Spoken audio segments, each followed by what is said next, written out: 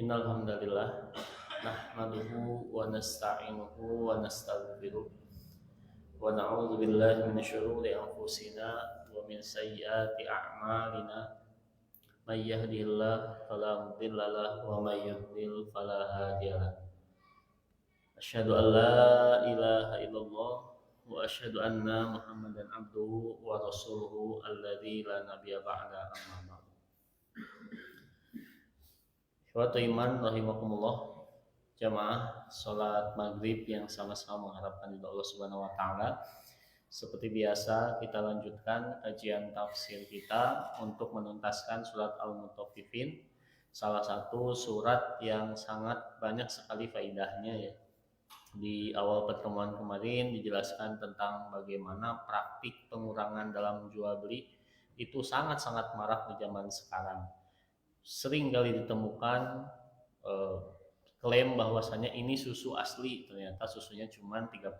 Nah, itu termasuk al-mutaffifin atau orang yang mengurangi takaran, menipu dalam jual beli. Nah, insya Allah kita akan menutup surat al-mutaffifin ini secara garis besar, secara garis umum menceritakan tentang bagaimana keadaan orang kafir yang selalu menertawakan orang-orang yang beriman beserta perilaku ibadahnya. Tapi sebelum itu, ikhwati rahimakumullah, seperti biasa, mari kita baca terlebih dahulu surat ini. A'udzu billahi minasy syaithanir rajim.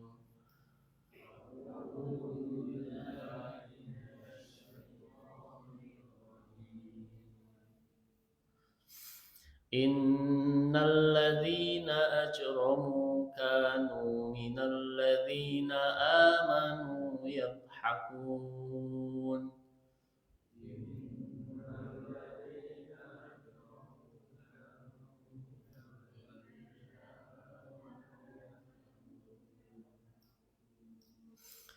Wa idza marru bihim yataghamazun.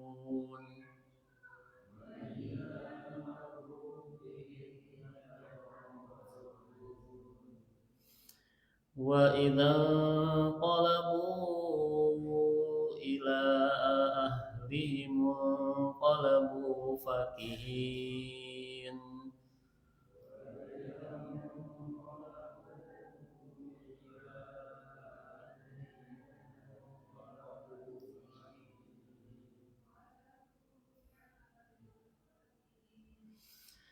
Wa idza ra'awhum qalu inna haula'i ladallun.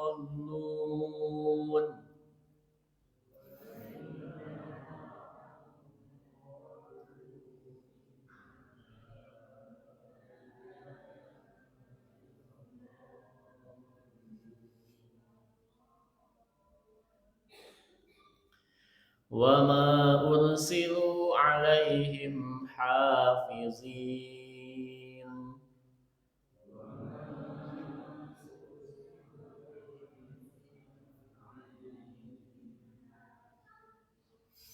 فاليوم الذين آمنوا من الكفار يضحكون.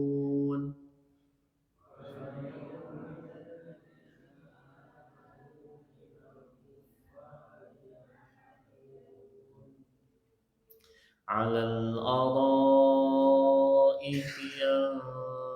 ينظرون.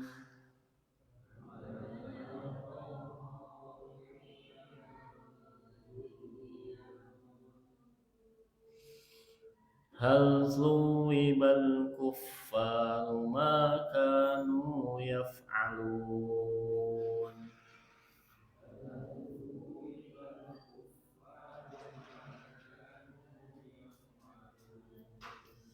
Sami wa ta'ala ghufranaka rabbana wa ilaikal masir. Semoga bacaan kita menjadi saksi di akhirat nanti agar menjadi syafaat yang bisa memudahkan kita di yaumil hisab. Wa iman rahimakumullah. Ini sepertinya redaksi ayatnya banyak yang ini ya, tanda bacanya banyak yang keliru. Ini amanonya A-nya panjang ya. Ini ngambil dari Maktabah Syamilah. Jadi sepertinya kurang tepat gitu ya beberapa. Yang harusnya mad jaiz kemudian mad wajib tidak ada tanda panjangnya sehingga banyak keliru saya pun tadi membaca. Ya iman rahimakumullah. Insyaallah kita akan membahas dari ayat 29 sampai ayat 36 atau ayat terakhir. Yang pertama, Allah Subhanahu wa taala menyebutkan di dalam Al-Qur'an, innal ladzina ajramu kanu minal ladzina amanu yadhakun. Sesungguhnya orang-orang yang berdosa dahulu suka menertawakan orang yang beriman. Ya iman rahimakumullah. Menurut para mufasir, siapakah orang-orang yang berdosa ini? Innal ladzina ajramu, yang dimaksud dengan orang-orang yang berdosa itu adalah wasafa arwahal kuffari fid dunya ma'al mu'minina bistihzaihim bihim. Jadi menjelaskan tentang bagaimana keadaan dan kebiasaan orang kafir di dunia itu memang suka mengolok-olok orang-orang yang beriman. Siapa yang dimaksud dengan orang-orang yang suka mengolok-olok itu? Wal muradu ru'usa Quraisyin min ahli syirki. Nah, yang dimaksud itu adalah para pembesar Quraisy pada awal Islam, pada awal agama Islam itu mulai muncul, dan pada saat itu yang masuk Islam masih sedikit. Orang-orang yang beriman pada saat itu sangat-sangat tersiksa dan juga dihina dan ditertawakan. Maksudnya siapa lebih spesifiknya?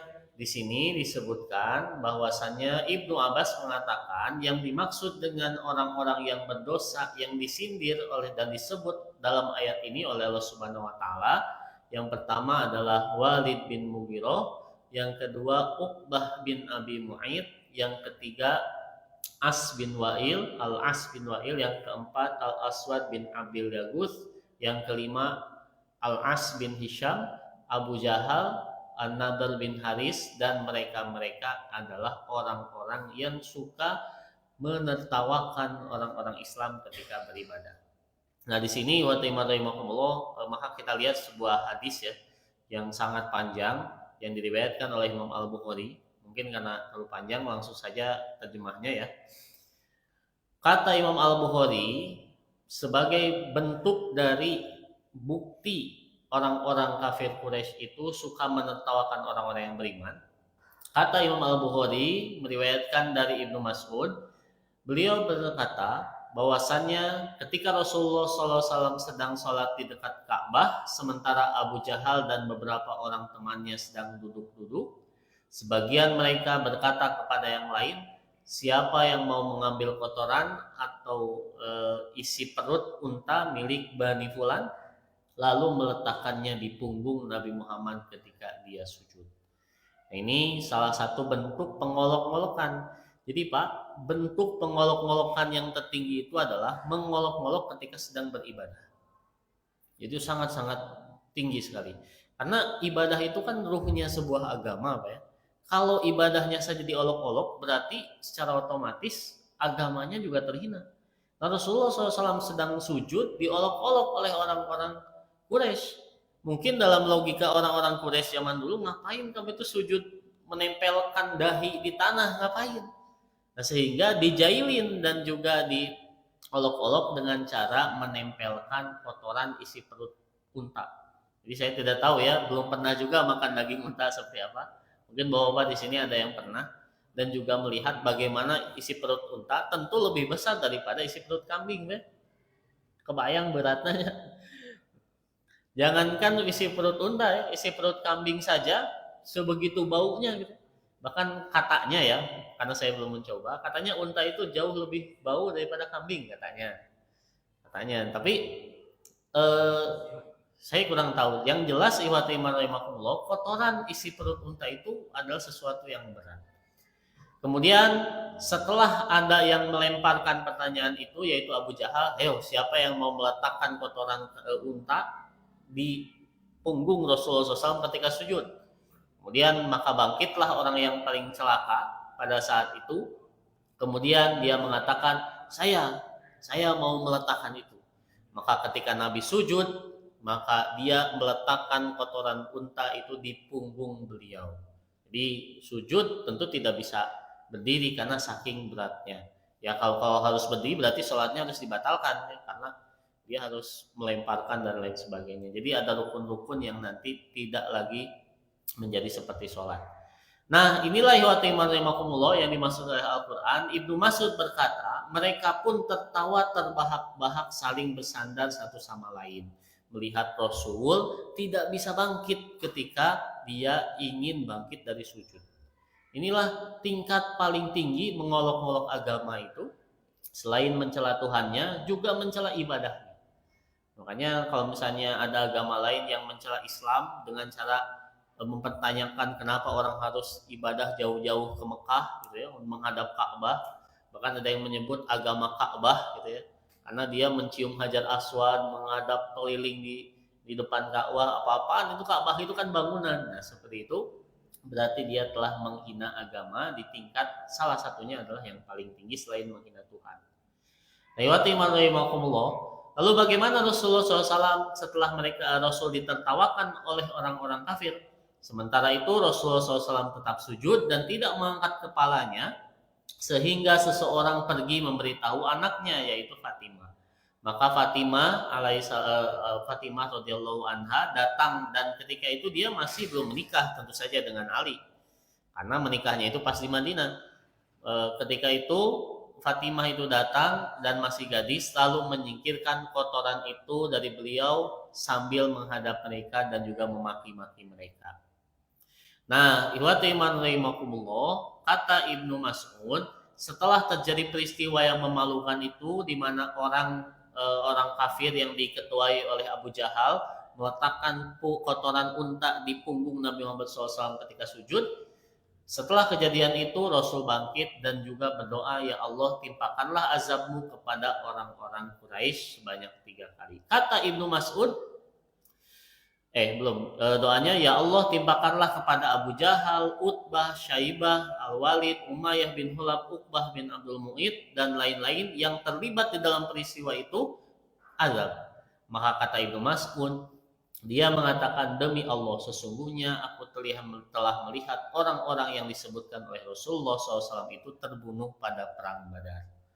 Jadi langsung instan Pak ya. Langsung instan karmanya ada di dunia. Nah itulah ayat yang pertama yang menjelaskan bagaimana orang-orang kafir itu senang sekali untuk mengolok-olok orang Islam. Bukan hanya mengolok-olok tapi juga menyiksa, menghardik dan lain-lain. Bahkan setelah mereka tersiksa tidak ada rasa kemanusiaan.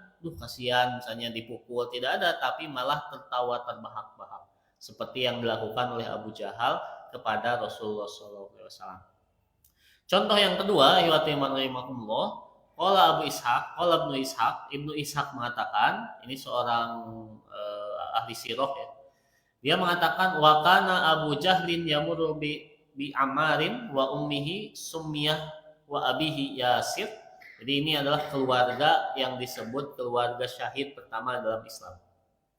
Jadi ibunya yang bernama Summiyah, menurut kesaksian para orang pada saat itu, dia disiksa dengan cara ditusukkan besi panas dari kemaluannya sehingga tembus ke ubun-ubun. Jadi terbayang sekali ya, orang ingin mempertahankan Islam padahal Islamnya belum ada ajarannya Pak dulu ya, belum ada sholat gitu, tapi orang itu tauhidnya begitu besar, nama Tuhannya pun belum diketahui, nama Robnya pun belum diketahui. Makanya ketika Bilal dihukum kan dia menyebutnya tidak Allah tapi Ahad. Jadi belum kenal ajarannya, tapi karena percaya kepada Nabi Muhammad tentang ajaran Islam, Allah tanamkan tauhid begitu kuat sampai-sampai Summiyah ini salah satu orang yang pertama syahid dan sangat terkenal ya, karena disiksanya menurut salah satu periwayatan adalah dengan cara ditusukkan dari bawah tembus sampai ke atas. Kemudian Yasar suaminya, karena ini hamba sahaya ya, Yasar itu ditali Pak ya, ditali kemudian dikaitkan ke kuda di 4 arah. Jadi kuda itu katuhu ke kenca, terus ke payun ke belakang. Kemudian kudanya dipecut, otomatis kan ini ketarik ya, ketarik sehingga pada akhirnya semuanya putus.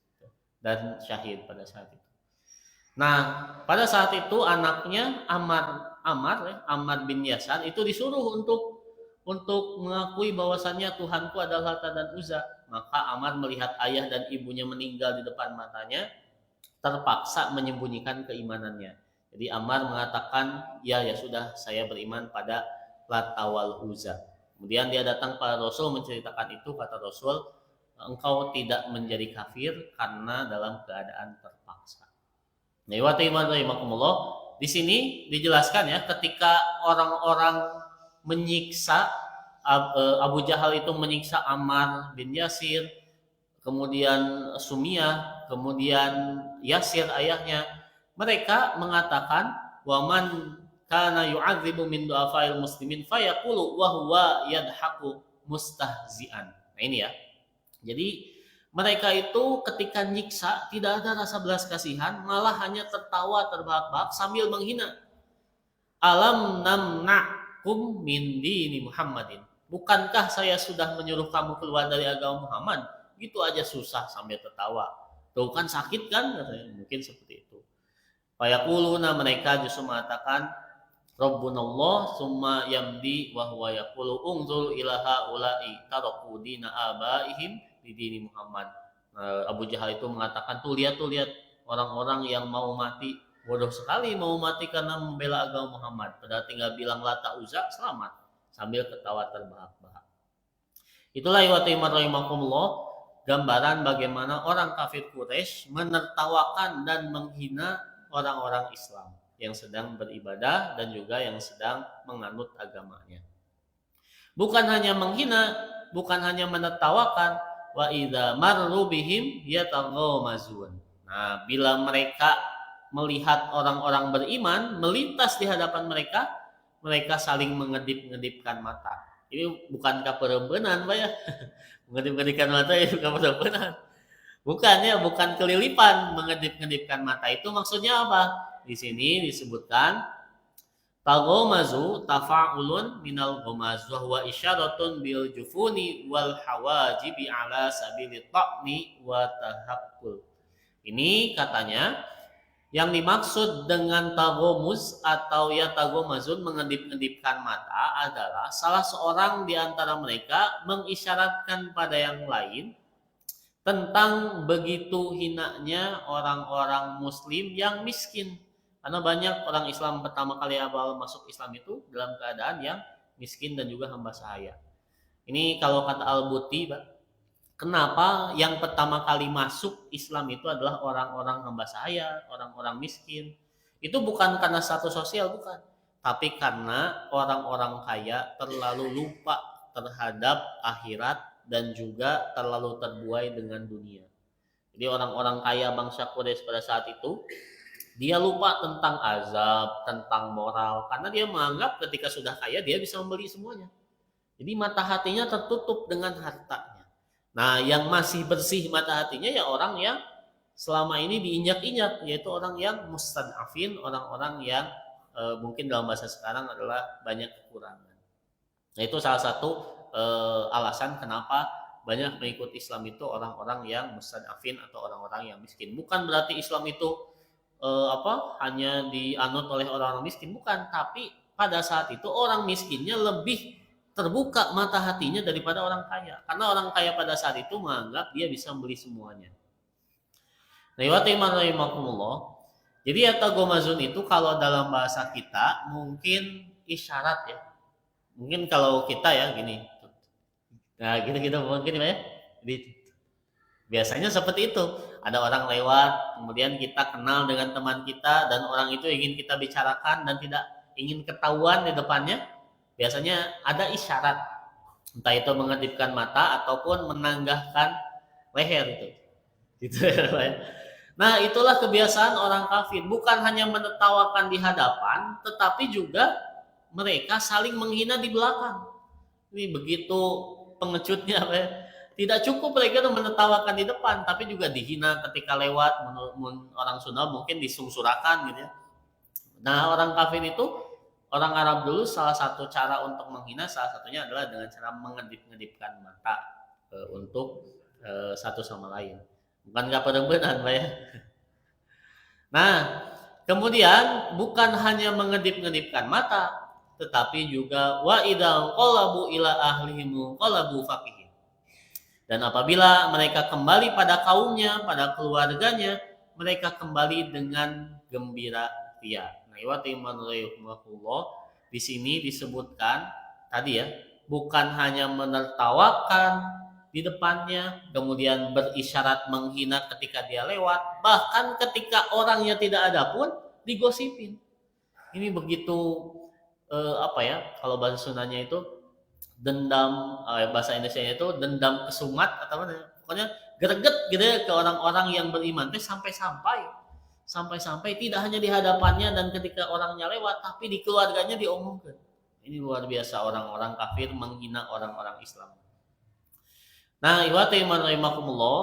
selanjutnya apa yang melandasi orang-orang kafir itu adalah tadi ya, kenapa mereka menyiksa, karena ada anggapan wa idza ra'awhum qalu inna haula'i ladallun.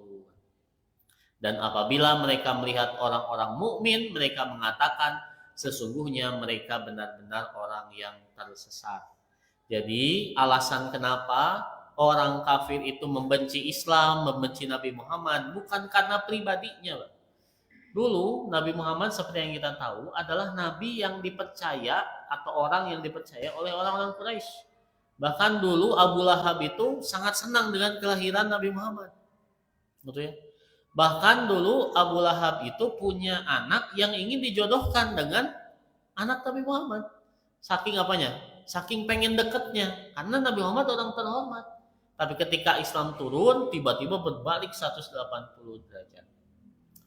Nah ini berarti penyebab orang-orang kafir itu benci kepada Nabi Muhammad, kepada orang Islam, bukan personalnya, tetapi karena agamanya. Makanya tidak aneh pernah suatu ketika ada seorang sahabat yang namanya Abdullah bin Salam. Abdullah bin Salam itu adalah pemimpin kabilah Yahudi. Jadi pemimpin kabilah Yahudi. Kemudian Rasul sengaja datang ke tempat itu, kemudian Abdullah bin Salam masuk Islam, Rasul sengaja datang ke tempat itu bertanya kepada kaumnya, orang-orang Yahudi, apa pandanganmu tentang Abdullah bin Salam? Kemudian orang-orang Yahudi mengatakan, wah dia orang yang sangat hebat, orang sangat jujur, terpercaya, tidak ada duanya, wah dipuji pas setinggi langit. Tapi kemudian datang Abdullah bin Salam ke samping Rasul, kemudian dia mengatakan kepada orang kaumnya, aku telah beriman. Wah langsung pujian itu berubah menjadi cacian langsung. Kalau tadinya tidak ada duanya, tiba-tiba wah saya tahu ada sok liur, tukang bohong. Nah langsung berubah menjadi 180 derajat. Berarti bukan karena orangnya, tapi karena agamanya. Nah inilah yang disindir Allah Subhanahu Wa Taala, bahwasannya orang-orang kafir itu selalu mengatakan orang-orang Islam itu adalah orang-orang yang tersesat. Nah, di sini ada sebuah hadis ya, atau ada sebuah riwayat dari Imam As-Sa'di, bukan hadis tapi sebuah penafsiran. Beliau mengatakan, apakah orang-orang kafir itu memang salah paham atau tidak mau paham? Ini dua hal yang berbeda, Pak. Jadi Rasul itu suka membedakan sikap pada dua orang ini. Yang pertama memang tidak tahu, yang kedua memang tidak ingin tahu. Nah, Rasul itu dua sikap ini sangat berbeda. Ada seseorang yang bernama Abu Bakr, dia datang ke masjid sambil ruku, Pak. Jadi saking tidak ingin ketinggalan rakaat ya, di masjid di lawang panto ruku masuk ke jamaah. Ruku itu sambil jongkok gitu jalan. Apakah Rasul melihat itu marah? Tidak. Rasul hanya mengatakan zadakallahu hirsan wala ta'un. Rasul itu pertama memuji dulu, Pak. Jadi semoga kamu itu ditambah semangatnya ya, tapi jangan kamu ulangi. Nah, baru dikasih tahu. Tapi dipuji dulu. Kenapa kalau langsung dihantam? Sahat tadi itu. Siapa tadi yang tadi jalannya ruku-ruku tidak betul sholatnya? Wah, orang itu pasti gak mau sholat lagi. Nah, Rasul itu berlemah lembut kepada orang yang memang dia tidak tahu. Jadi karena belum ada ilmunya, Rasul berlemah lembut. Seperti ada orang Arab Badui datang ke masjid, kemudian buang air kecil di ujung masjid. Bayangkan kalau ada bapak-bapak misalnya lagi sholat di sini, lagi kajian, ada orang masuk sini kemudian buang air kecil di samping masjid. Apa tidak ribut semuanya? Para sahabat langsung protes, itu berani sekali itu orang. Nah, kata Rasul, tenang, tenang. Kemudian Rasul memerintahkan untuk menyiramnya. Kemudian Rasul berkata dan bertanya kepada orang itu tentang apa maksudnya. Ternyata orang itu orang Arab Baduy, tidak tahu sama sekali tata krama dan tidak tahu masjid itu tidak boleh kita buang air di dalamnya. Nah, jadi Rasul itu selalu seperti itu kepada orang yang tidak tahu.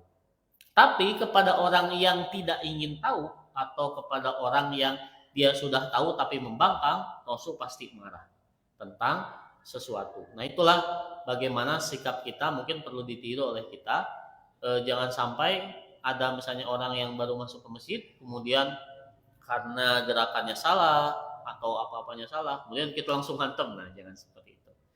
Dulu saya pernah punya guru saya itu ya dulu karena kuliahnya di umum, banyak tidak kenal Islam. Dia masuk masjid, kemudian dia pakai kaos oblong, kemudian pakai celana lepis dan rambutnya panjang segini, Pak. Dia rambutnya panjang, udah kayak rockstar. Dia datang ke tempat di mana santri-santri ada. Bayangkan santri-santri pakaiannya baju gamis, kopea, sholat. Pasti semua melihat kan. Dia tidak sadar dan tidak tahu kenapa saya dilihatin. Nah, kemudian sholat. Setelah itu orang tersebut kemudian ditanya oleh guru saya, oleh dosen saya di Gontor. Antum siapa namanya? Ini. Dari mana? Oh, dari sini. Oh, bukan orang sini ya? Bukan, saya baru kesini mau ikut program ini. Oh, ya. Kemudian guru saya itu, yang dosen itu melangkah jauh, kemudian manggil seseorang, antum, tolong ingatkan orang itu nanti kalau misalnya sholat jangan seperti itu lagi. Nah, dari contoh itu kita bisa merasakan ternyata tidak setiap pelanggaran itu kita langsung hantem kemudian langsung hajar, karena memang ada orang yang tidak tahu. Kecuali beda kasus kalau orangnya tidak ingin tahu atau membangkang. Sudah jelas-jelas dilarang merokok di pom bensin. Ayo dengar rokok. Nah, itu adalah orang yang harus dimarahi. Jangan berlemah lembut, karena ya sudah ada jelas. Jangan buang sampah di sini, buang sampah di sana. Nah, itu. Jadi orang-orang kafir itu, apakah memang mereka itu tidak tahu Islam atau tidak ingin tahu?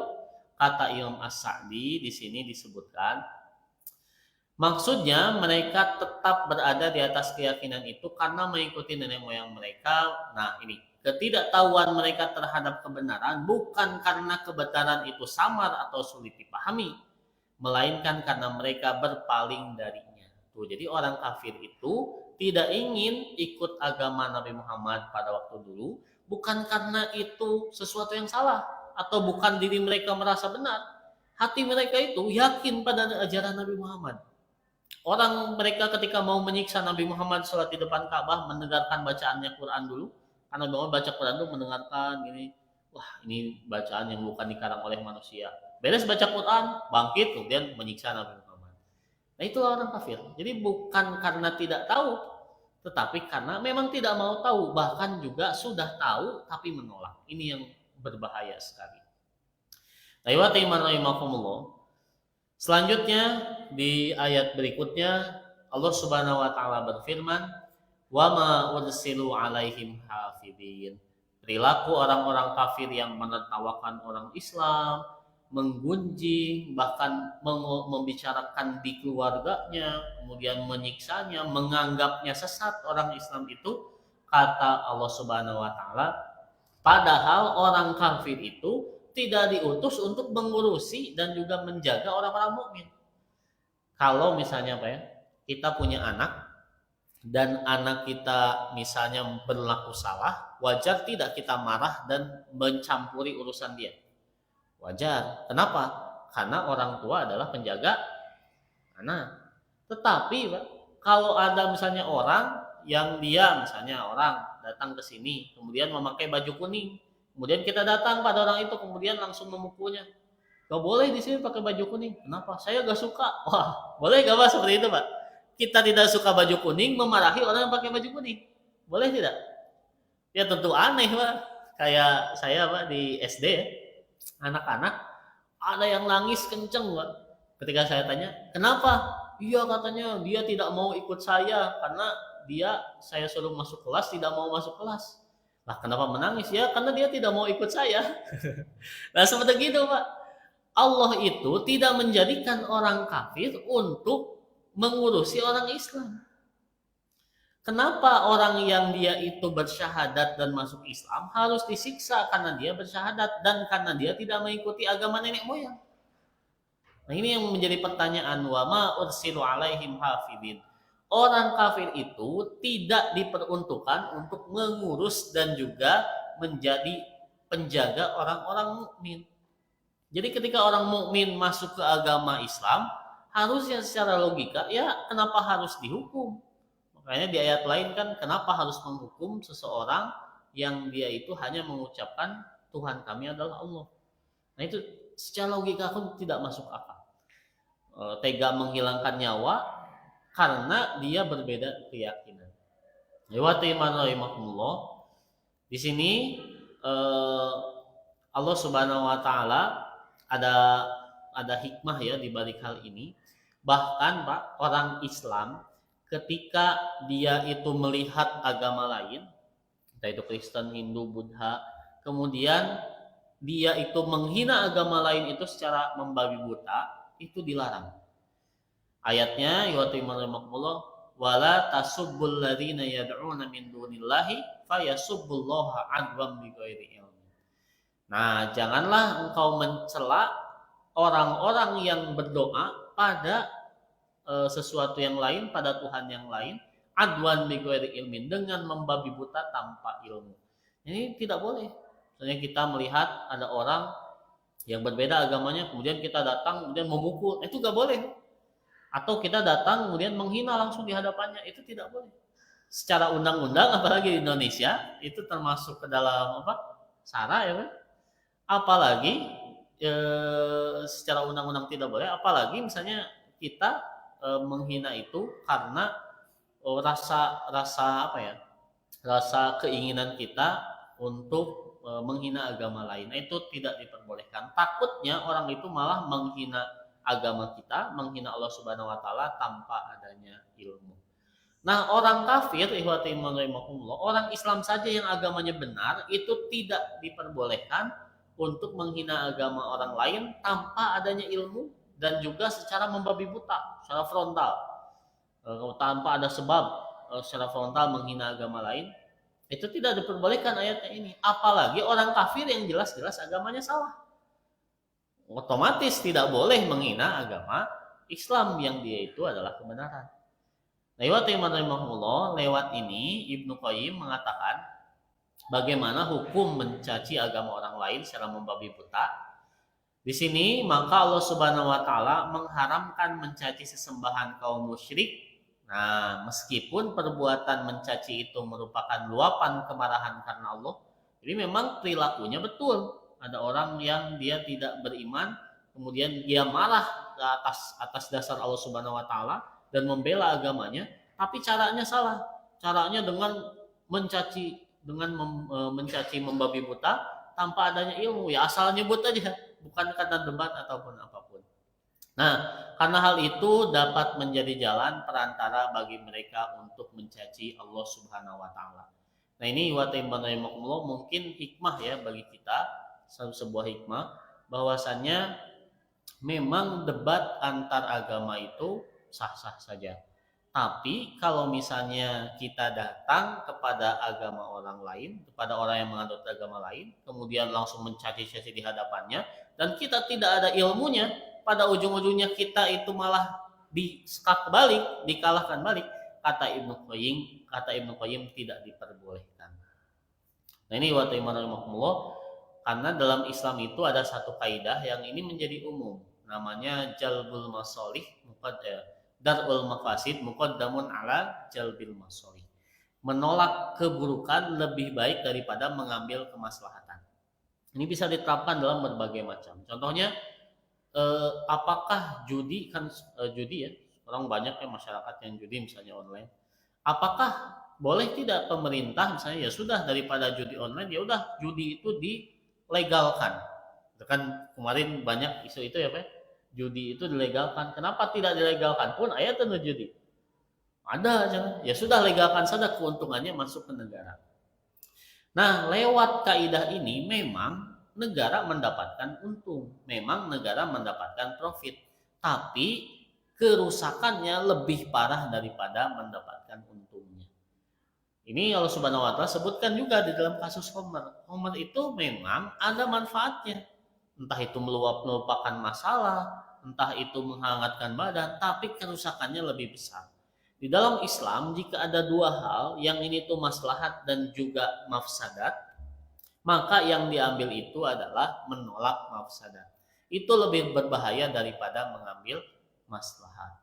Lewat iman rahimakumullah, di dalam kasus ini berarti mencela agama lain tanpa adanya pengetahuan, meskipun itu diniatkan karena Allah, itu tidak diperbolehkan karena Allah sendiri yang menyebutkan di dalam ayatnya, wala tasubbul ladzina yad'una min dunillahi fayasubbullaha adwam bighairi ilmin.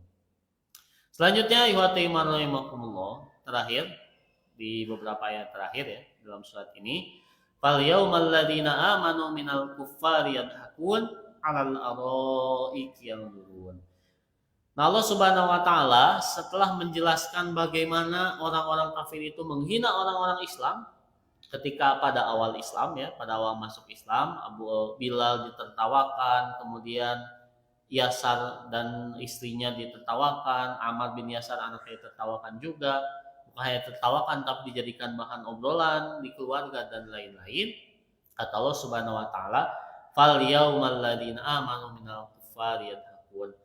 Maka hari ini, hari di mana dunia telah berakhir dan hari pembalasan itu datang, orang-orang beriman yang menertawakan orang-orang kafir. Di sini ada penjelasan yang bagus dari Syekh Tantowi. Dia mengatakan huruf fa kan tadi fal yauma. Fa itu adalah makna sebab akibat. Artinya kalau di dalam ilmu nahwu itu adalah jawab syarat. Misalnya gini, jika seseorang itu makan, maka seseorang itu akan kenyang.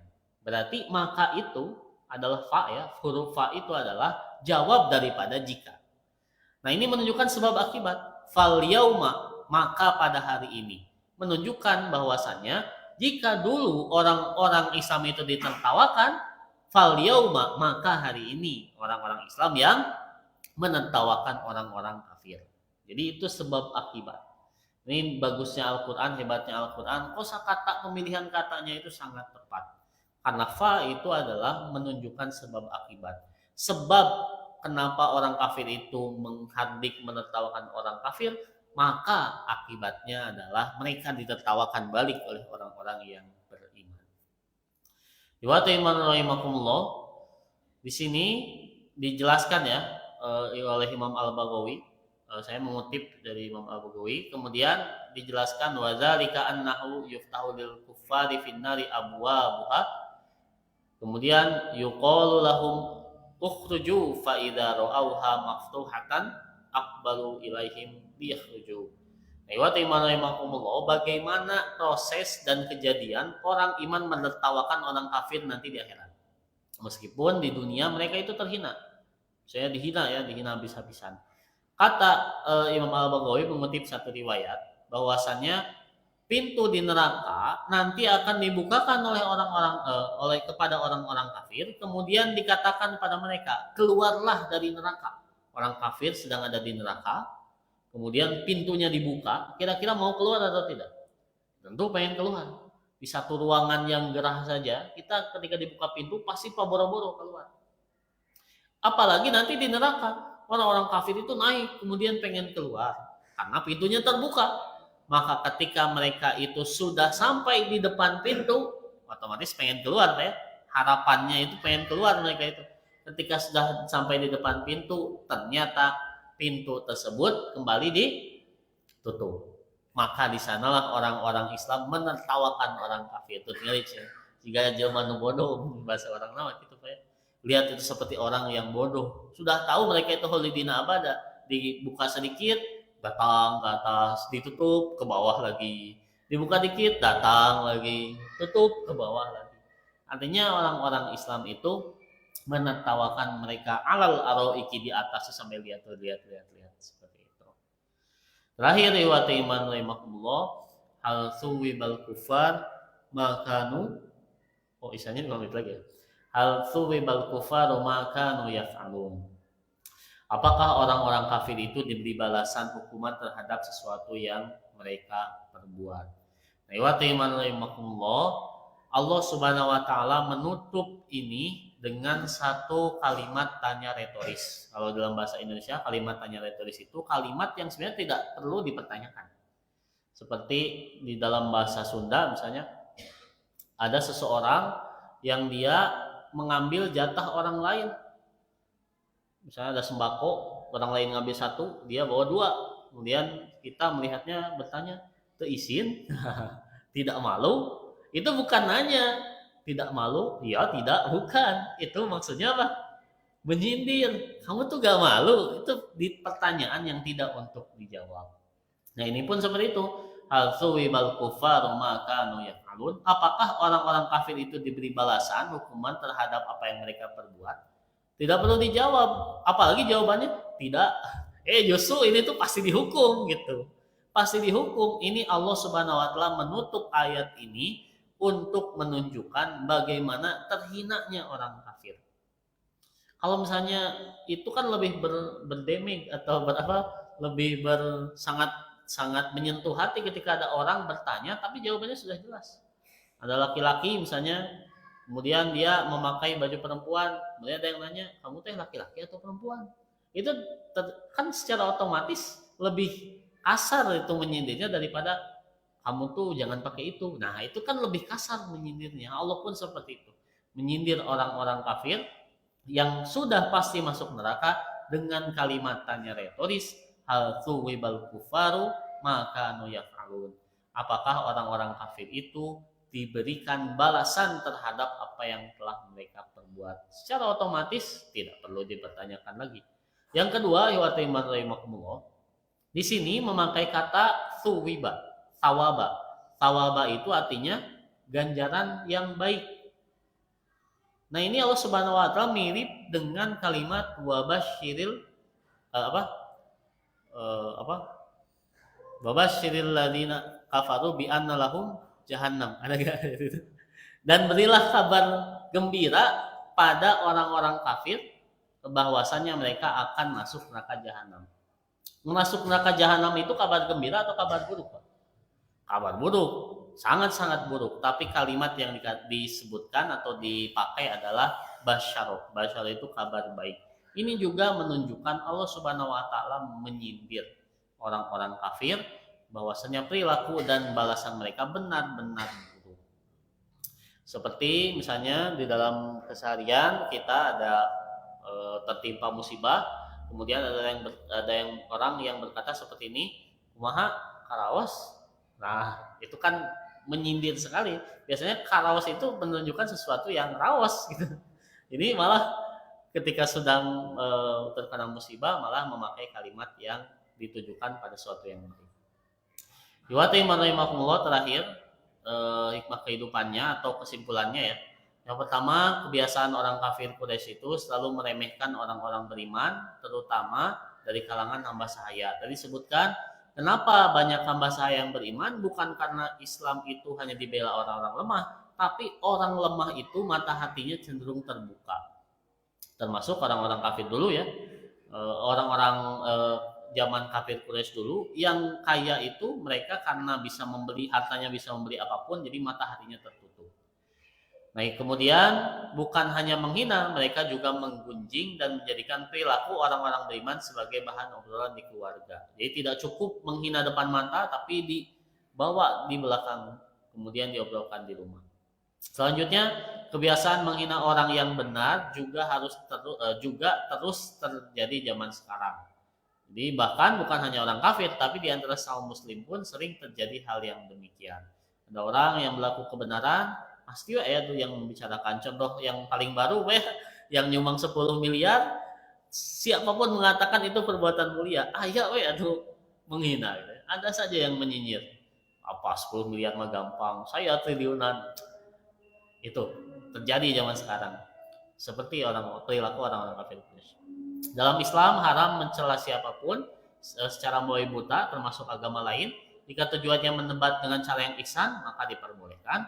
Terakhir, Allah akan membalas perilaku orang kafir yang selalu merendahkan orang muslim dengan cara di akhirat kelak mereka juga akan ditertawakan oleh orang-orang yang beriman.